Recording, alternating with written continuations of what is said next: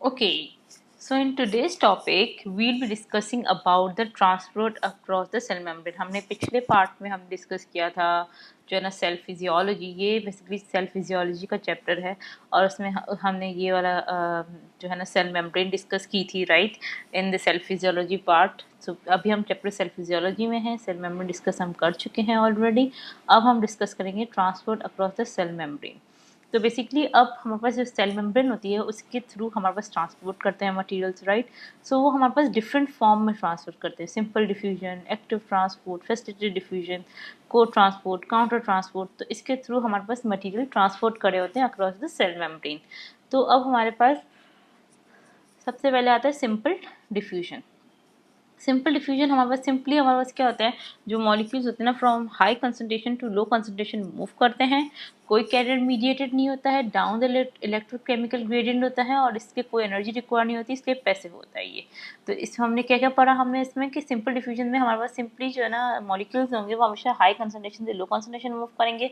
कोई मेम्ब्रेन नहीं होगी, कोई कैरियर प्रोटीन नहीं होगा, down the electrochemical gradient move करेंगे और पैसिव होंगे और कोई एनर्जी यूज़ नहीं होगी. तो ये हमारे पास सिंपल डिफ्यूजन में होता है, राइट. अब सिंपल डिफ्यूजन में परमिएबिलिटी आ जाती है कि भाई मेम्ब्रेन की कितनी परमिएबिलिटी है, कितने इजीली वो मॉलिक्यूल्स को जाने दे सकता है. तो बेसिकली हमारे पास सेल मेम्ब्रेन जो होती है ना वो हमारे पास लिपिड मेम्ब्रेन होती है, लिपिड बैरियर होती है. तो वो लिपिड सॉल्युबल सब्सटेंस को इजीली जाने दे देगी और वाटर सॉल्युबल सब्सटेंस को नहीं जाने देगी. तो इसलिए हमारे पास इसकी परमिएबिलिटी, लिपिड मेम्ब्रेन की परमिएबिलिटी जो है डिपेंड करती है हाइड्रोफोबिक सब्सटेंसेस, यानी कि वो सब्सटेंसेस जो ऑयल में या उसमें बहुत ही ज़्यादा हमारे पास मिक्सचर्स में, ऑयल मिक्सचर्स में बहुत सॉल्युबल होते हैं, उनको वो परमिएबल होती है उनके लिए.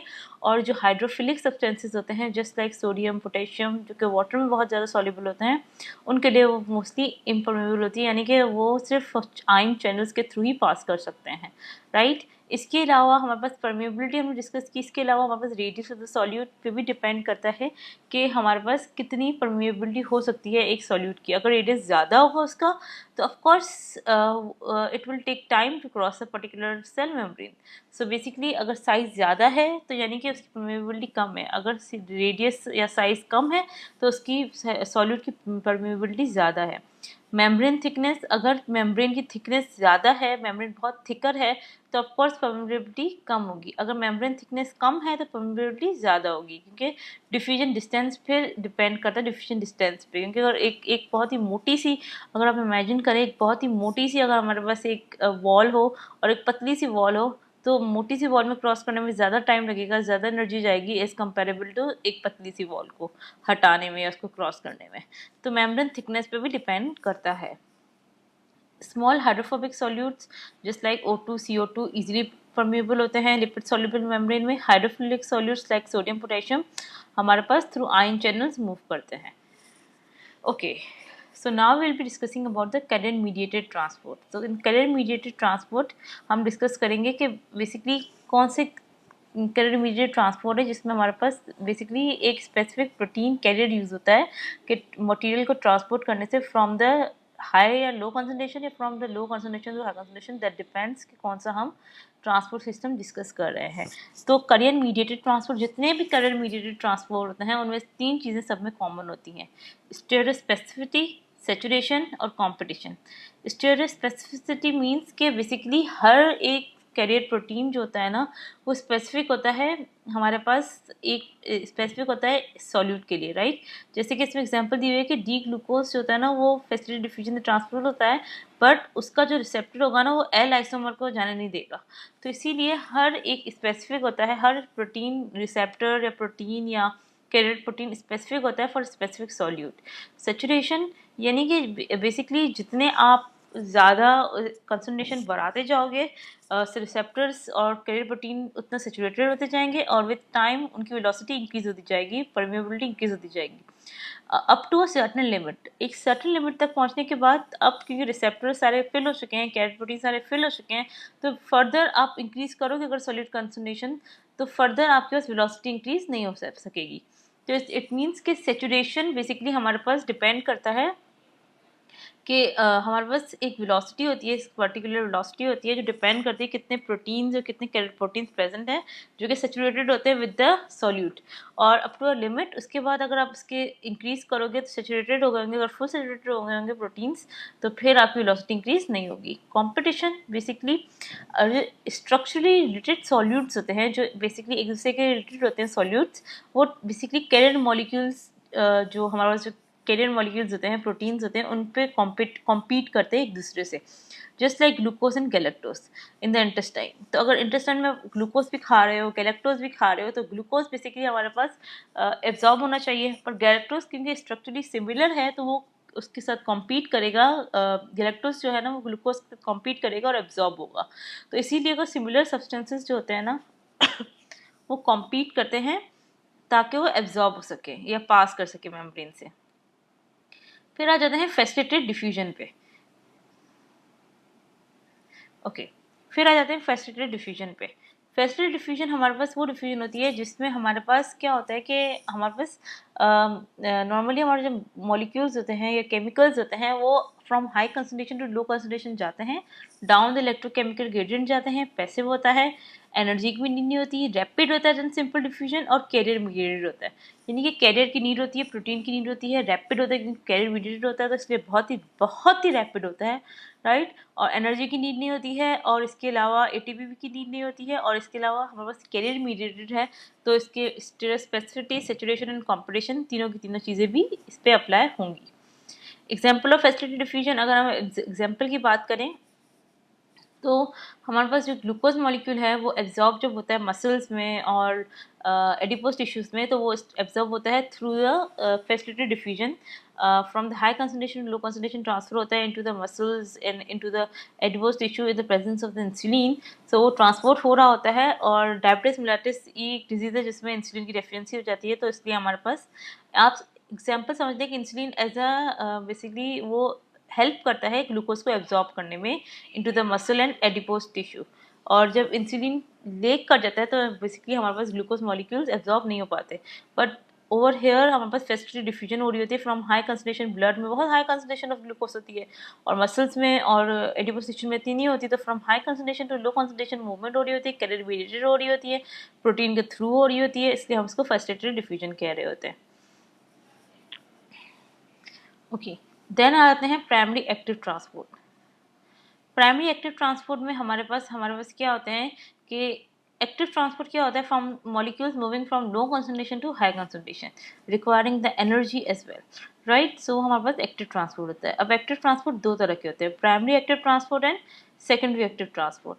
अब प्राइमरी एक्टिव ट्रांसपोर्ट हमारे पास क्या होता है कि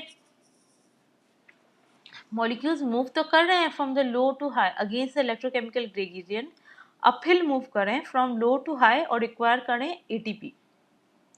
तो प्राइमरी एक्टिव ट्रांसपोर्ट में वो डायरेक्टली रिक्वायर कर रहे होते हैं एटीपी, उनको कोई और हमारे पास अल्टरनेटिव नहीं होता, वो प्राइमरली एटीपी रिक्वायर कर रहे होते हैं from for the movement from the low concentration to high concentration, right. So हमारे पास ये आता है प्राइमरी एक्टिव ट्रांसपोर्ट, और इसकी एग्जांपल होती है sodium potassium ATPase, sodium potassium pump, जिसमें 3 सोडियम आउटसाइड और 2 पोटेशियम इनसाइड जाते हैं against the electrochemical gradient. So sodium potassium pump हमारे पास प्राइमरी एक्टिव ट्रांसपोर्ट की एग्जाम्पल है। इसके अलावा कैल्शियम एटीपेज होता है, कैल्शियम पंप, ये भी हमारे पास जो है ना वो जो सार्कोप्लाज्मिक रेटिकुलम हमारे पास होते हैं इन द हार्ट सेल्स, और हार्ट सेल्स में या स्मूथ मसल सेल्स में जो भी होता है कैल्शियम एटीपेज होता है, जो कि हमारे पास जो है ना यूज़ हो रहा होता है कैल्शियम को इंट्रासेल्युलरली ट्रांसफर करने से, मतलब इंट्रासेल्युलर से सार्कोप्लाज्मिक रेटिकुलम में पंप करने के लिए बैक इनटू इट, राइट। क्योंकि हमारे पास जो कैल्शियम होता है ना वो नीड होता है मूवमेंट करने के लिए, से एक्टिन मायोसिन जो होता है ना वो कैल्शियम यूज़ करता है फॉर द मूवमेंट, तो वो रिलीज होता है सार्कोप्लाज्मिक रेटिकुलम से, राइट, कैल्शियम रिलीज होता है।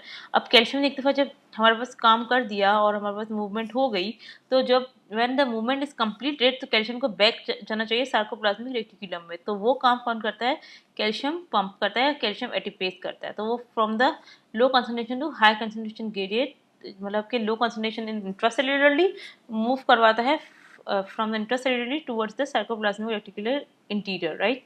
सो इस तरह हमारे पास क्या होता है कि कैल्शियम मूव करता है from the inside of the cell towards the sarcoplasmic reticulum के इंटीरियर में। तो वो हमारे पास कैल्शियम एटीपीज होता है। इसके अलावा हाइड्रोजन पोटेशियम एटीपीज भी होता है, जो कि होता है इंटेस्टाइन में प्रेजेंट होता है। और हमारे पास ये हाइड्रोजन पोटेशियम एटीपीज जो intestine, not intestine, sorry, it's present in the stomach basically. So stomach में प्रेजेंट होता है, जो कि बेसिकली हमारे पास हाइड्रोजन सीक्रेट करता है टू स्टमक और पोटेशियम एब्जॉर्ब कर देता है। और अगेंस्ट द इलेक्ट्रोकेमिकल ग्रेडियंट होता है, मतलब कि from the low to high concentration movement हो रही होती है हाइड्रोजन पोटेशियम आयन की।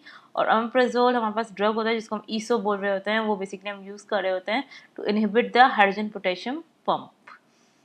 Okay, then comes the secondary active transport. Secondary active transport हमारे पास वो होती है जिसमें हमारे पास कपल्ड होते हैं, दो आइंस इन्वॉल्व होते हैं, दो केमिकल्स, दो मॉलिक्यूल्स इन्वॉल्व होते हैं, कपल्ड मूवमेंट होती है, राइट। तो सेकेंडरी एक्टिव ट्रांसपोर्ट में हमारे पास एनर्जी एटीपी यूज़ नहीं होती है, सोडियम ग्रेडियंट यूज़ होता है, राइट।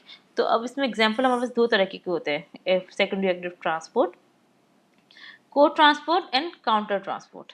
सो हमारे पास जो को ट्रांसपोर्ट होता है ना, मीन्स ये सिम्पोर्ट, मतलब कि सेम डायरेक्शन में मूव करना, दो मॉलिक्यूल्स का, दो केमिकल्स का सेम डायरेक्शन में मूव करना इस को ट्रांसपोर्ट या सिम्पोर्ट। तो इसकी एग्जांपल हमारे पास है सोडियम ग्लूकोज को ट्रांसपोर्ट, जिसमें इंटेस्टाइन में होता है, जिसमें इंटेस्टाइन में proximal convoluted tubule in the kidney में ये क्या होता है कि सोडियम अपनी from high to low concentration move कर रहा होता है, उसकी एनर्जी जो होती है ना वो यूटिलाइज होती है ग्लूकोज को from the low to high concentration move करने में, राइट। सो इसलिए सोडियम ग्लूकोज हमारे पास एक को ट्रांसपोर्ट होता है in the intestine and in the proximal convoluted tubule, जिसमें हमारे पास sodium from the high concentration to low concentration move कर रहा होता है, ग्रेडियंट प्रोवाइड कर रहा होता है, एनर्जी प्रोवाइड कर रहा होता है, ताकि glucose from the low concentration to high concentration move कर सके। फिर आते हैं हमारे पास काउंटर ट्रांसपोर्ट, जिसमें सोडियम और कैल्शियम की मूवमेंट होती है, जिसमें सोडियम हमारे पास जो होता है ना, अच्छा इसमें जो को ट्रांसपोर्ट था ना सोडियम ग्लूकोज को ट्रांसपोर्ट, इसमें सोडियम और ग्लूकोज दोनों एक ही डायरेक्शन में मूव कर रहे होते हैं। और सोडियम कैल्शियम काउंटर ट्रांसपोर्ट में सोडियम अलग डायरेक्शन में मूव करेगा, कैल्शियम अलग डायरेक्शन में, अपोजिट डायरेक्शन में मूव करेंगे। सोडियम हमेशा हाई टू लो मूव करेगा, कैल्शियम हमेशा लो टू हाई मूव करेगा, और दोनों अपोजिट इन डायरेक्शन में मूव करेंगे, राइट। तो ये हमारे पास एग्जाम्पल्स थी और पूरा सिस्टम था हमारे पास which we discussed about the transport। और हम नेक्स्ट लेक्चर में डिस्कस करेंगे osmosis. So stay tuned and subscribe for more lectures. Thank you.